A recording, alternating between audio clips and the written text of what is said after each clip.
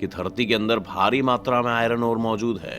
इन iron ore को ध्यान में रखिएगा दोस्तों, क्योंकि वही ओर है जिनसे आयरन को अलग करके उससे लोहा और फिर उससे स्टील बनाया जाता है। दरअसल आयरन ओर जैसे हैमेराइट मुख्य रूप से स्टील बनाने के ही काम आते हैं। और अब ये भी जान लीजिए कि ये मिलता कहाँ है। अगर भारत की बात करें तो पूरे भारत में कुछ ही राज्य ऐसे हैं जहां से ये ओर धरती से निकाले जाते हैं, जैसे मध्य प्रदेश, छत्तीसगढ़, झारखंड और उड़ीसा।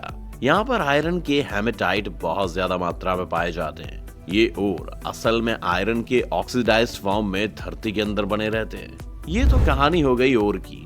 आइए अब इन ओर को लेकर फैक्ट्री में चलते हैं और जानते हैं आगे की प्रोसेसिंग।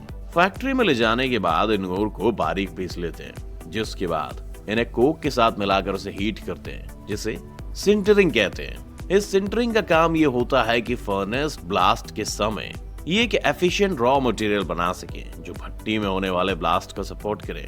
अब आप सोच रहे होंगे कि ये फर्नेस ब्लास्ट क्या है, तो चलिए आपको बताते हैं। दरअसल फर्नेस एक तरह का बॉयलर या हीटर होता है और फर्नेस ब्लास्ट एक ऐसा प्रोसेस है जिसमें सिंटरिंग वाले रॉ मटेरियल को लाइमस्टोन के साथ फर्नेस के ऊपर डाला जाता है और उसके नीचे से हाई टेम्परेचर यानी करीब 2200 डिग्री सेंटीग्रेड पर गर्म हवा ब्लो की जाती है। इस हवा के संपर्क में जैसे ही रॉ मटेरियल आता है वैसे ही उसमें मौजूद ऑक्सीडाइज्ड और अशुद्धियां निकल जाती हैं, जिसके बाद रॉ मटेरियल पूरी तरह से मोल्टन स्टेट में बदल जाता है और लाइम के साथ रिएक्ट करके इम्प्योरिटी मोल्टन मटेरियल के ऊपर तैरती रहती है, जिसे हम स्लैग कहते हैं। अब ये मोल्टन स्टेट वाले लोहे को फर्नेस के बेस में इकट्ठा कर लेते हैं और उसके ऊपर तैरने वाले स्लैग को फर्नेस से बाहर निकालकर उन्हें सीमेंट फैक्ट्री या सड़कें बनाने का इस्तेमाल करने के लिए भेज दिया जाता है।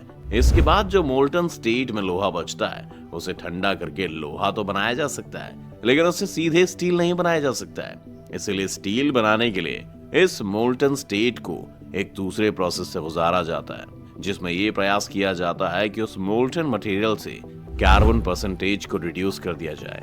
इसके लिए इसे एक नए प्रोसेस से गुजारा जाता है जिसे बेसिक ऑक्सीजन स्टील मेकिंग कहा जाता है। इस प्रोसेस में एक BOS वेसल में मोल्टन आयरन को डालते हैं, जिसमें हाईली प्योर ऑक्सीजन को स्पीड ऑफ साउंड से दोगुनी स्पीड में इस वेसल के अंदर ब्लो करते हैं। इस ऑक्सीजन ब्लोइंग के कारण पिघले हुए लोहे में जो फास्फोरस, सिलिकॉन, कार्बन और मैंगनीज की अशुद्धियां होती हैं वो ऑक्सीजन के साथ रिएक्ट करके अपने ऑक्सीडाइज्ड में बदल जाती हैं, जिसके बाद ये सब इस वेसल से गैस बनकर निकल जाती हैं।